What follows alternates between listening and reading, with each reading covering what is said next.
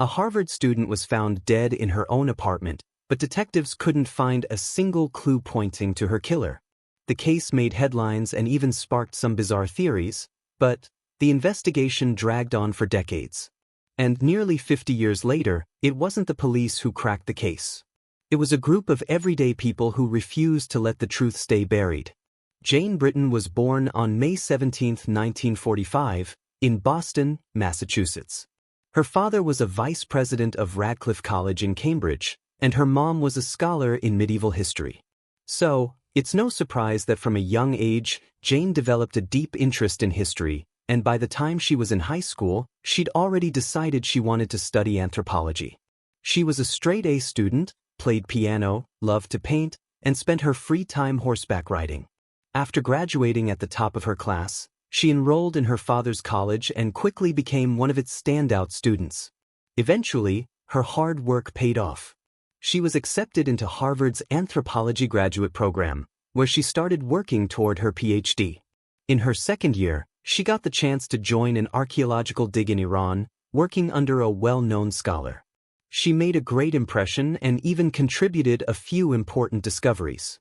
Outside of academics, Jane was well-liked among her peers, and she had recently started dating a fellow student named James. On January 7, 1969, Jane was supposed to take her final exams.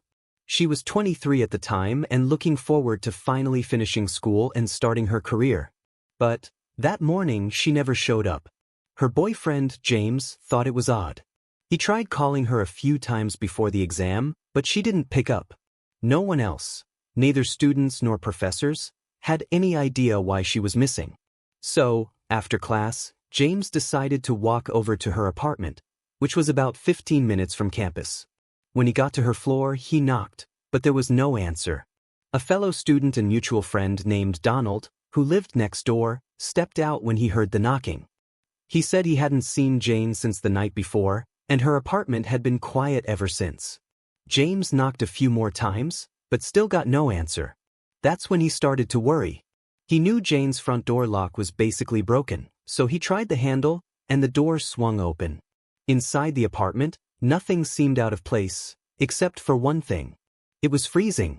When James walked into the kitchen, he saw the window was wide open, even though it was in the middle of winter. Then he stepped into Jane's bedroom and saw her lying face down on the bed. Her nightgown had ridden up, so he immediately stepped back out and asked Donald's wife to check if Jane was okay. James thought maybe she was just sick or asleep. But when Donald's wife came out of the room, the look on her face said it all. She couldn't even speak. James went back into the bedroom, and that's when he saw it. Jane's face was covered with a rug and a coat. When he lifted them, he realized she was dead. He immediately called the police, and it only took one look for officers to realize they were dealing with a murder. The body was handed over to the medical examiner, and detectives began processing the crime scene. One of the first things they noticed was that nothing appeared to be stolen. Jane's jewelry, cash, and other valuables were still in place, which ruled out robbery as a possible motive. There were also no signs of a struggle, which made investigators think the killer might have caught her off guard, possibly while she was sleeping. That theory was supported by the fact that none of Jane's neighbors reported hearing anything unusual. The autopsy revealed that Jane had been struck multiple times in the head with a heavy object, likely a hammer or a rod. It was also confirmed that she had been sexually assaulted. After speaking with Jane's boyfriend, police learned that the night before, the two of them had gone out to dinner with some other students and then went ice skating. James said he walked her home afterward and left around 11:30 p.m. Donald and his wife told investigators that about an hour later, Jane stopped by their place for a quick glass of cherry wine. And that was the last time anyone saw her alive. According to the medical examiner, she had likely been killed about 10 hours before her body was found, meaning the attack must have happened not long after she returned to her apartment. The apartment didn't give detectives much to work with. Crime scene techs found a few fingerprints that didn't belong to Jane's friends or neighbors, but they couldn't match them to anyone in their records. As for how the killer got in, police had a couple of theories. For one, Jane's front door lock hadn't worked for a while, so someone could have just walked right in. But there was also another way. Jane's window locks were just as unreliable as her door, And even though she lived on the 4th floor, there was a fire escape right outside her apartment. So anyone could have climbed up and slipped in through the window.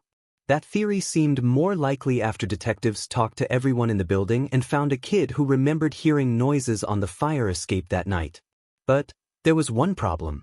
He said it happened around 9 p.m., but Jane didn't get home with her boyfriend until almost 11:30.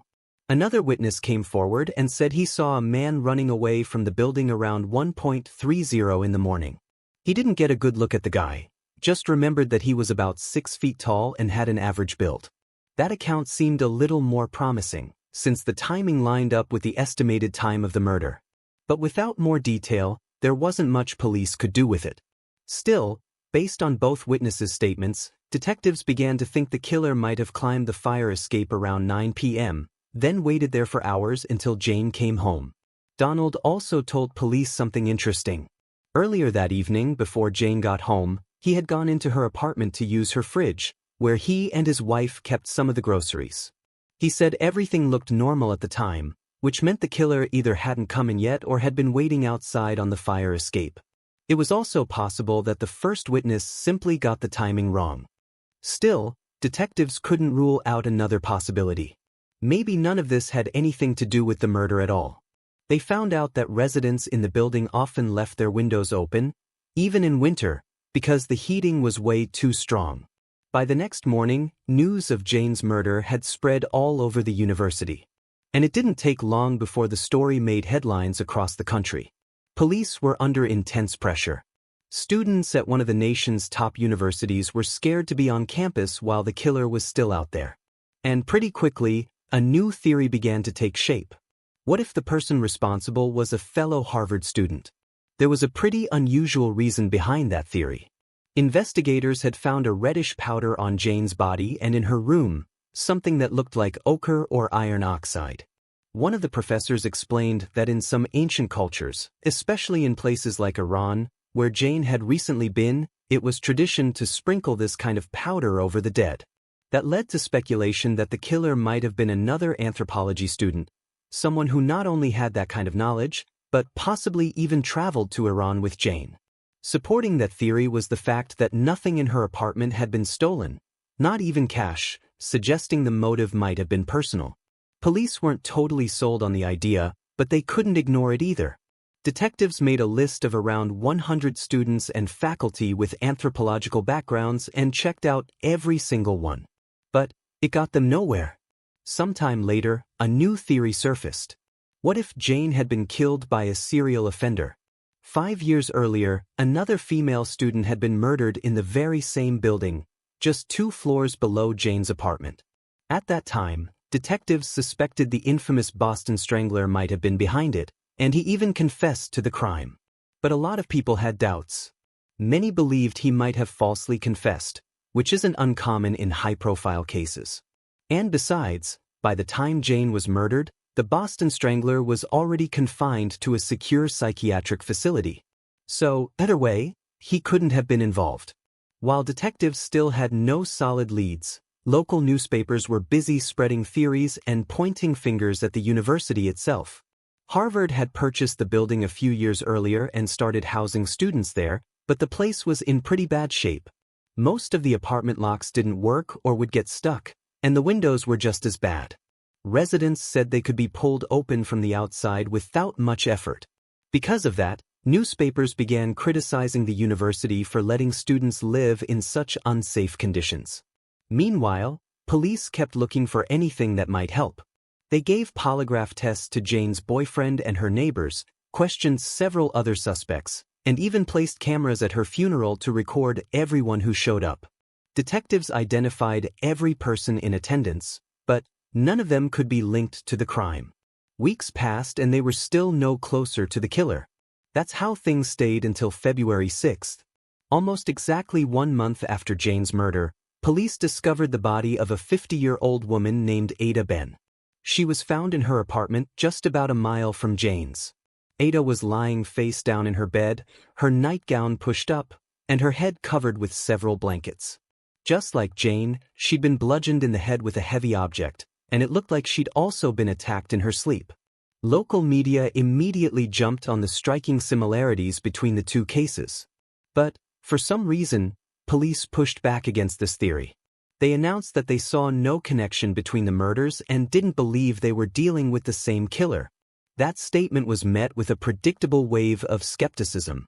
Most students and locals were convinced that a serial predator was out there and that he could strike again at any moment.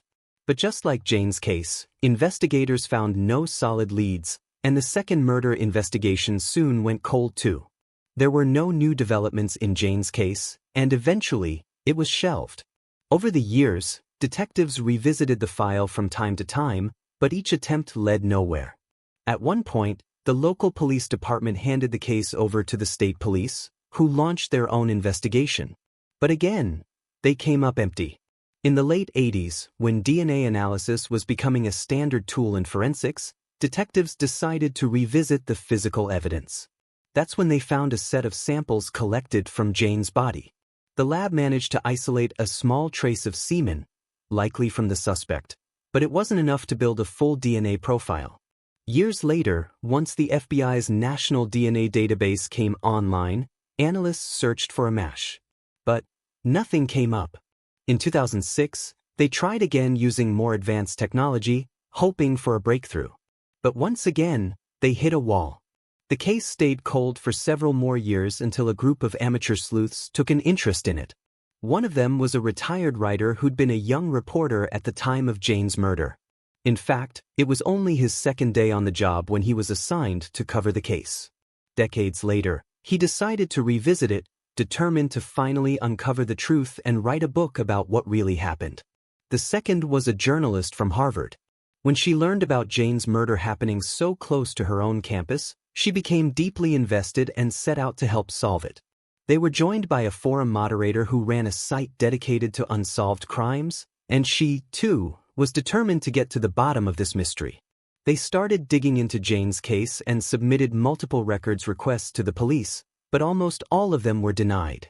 The few documents they did receive were mostly old newspaper clippings with nothing more than surface-level facts. At the time, that kind of secrecy was common practice in Massachusetts, even though police departments in other states were far more open with cold case files. But the group wasn't ready to give up. They took the fight to an appeals court, arguing that transparency had already helped solve other decades-old cases by getting more people involved and generating new leads. The court rejected their petition, but even that didn't stop them. Over the next several years, they kept filing lawsuits against the district attorney's office. One by one, each suit was dismissed, but all that pressure still made a difference. After years of being reminded about the case, authorities finally agreed to reopen it in 2017.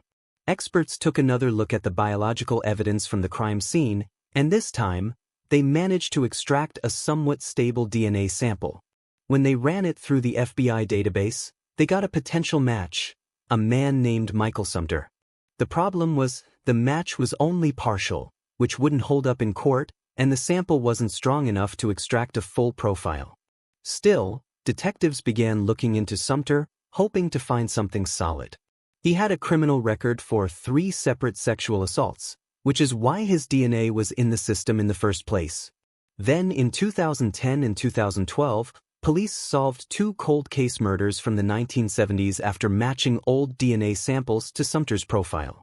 All of his known crimes took place in Boston, not far from Harvard.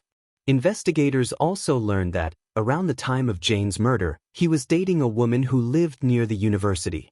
On top of that, he matched the description of the man seen running from Jane's building, both in height and build. Everything pointed to Sumter as a likely suspect, but there was one big problem. He had died of cancer back in 2001, which meant they couldn't get a direct DNA sample from him. Still, detectives weren't ready to give up. Instead of trying to test Sumter himself, they decided to look for a close male relative and eventually found out he had a brother who was still alive. It took some time to track him down, but once they did, he agreed to provide a DNA sample. The results came back as a match, though not quite perfect. Once again, the issue was with the degraded sample from the crime scene. It just wasn't enough to build a full genetic profile. Even so, The test was conclusive enough to rule out all but 0.08% of the global male population. That may still be nearly 350,000 people, but considering Sumter lived near the crime scene and had a history of similar assaults, it was more than enough to point to him as the killer. In 2018, 49 years after Jane's murder, police held a press conference and finally announced that the case had been officially solved. They believe that on the night of the murder, Michael Sumter followed Jane home and waited until her boyfriend left. Then he climbed up the fire escape, came in through the kitchen window, and attacked her with the intent to assault.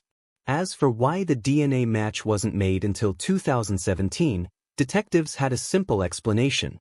Sumter's DNA had been in the system for years, but the sample from Jane's case was so degraded that earlier technology couldn't get a strong enough profile to even find a partial match. It was only with newer, more sensitive equipment that they were able to make the connection. In the two other murder cases linked to Sumter, full DNA profiles had been available, making those matches easier to confirm. Police were never able to link him to the murder of the second woman found a month later. The problem was, there was no usable DNA from that crime scene, so detectives couldn't say for sure, but given the eerie similarities between the two cases, many believe Sumter was responsible for that one, too. As for the reddish powder found in Jane's room and on her body, something that sparked theories about ancient burial rituals, police believed it was most likely just pigment from the paint she used in her artwork.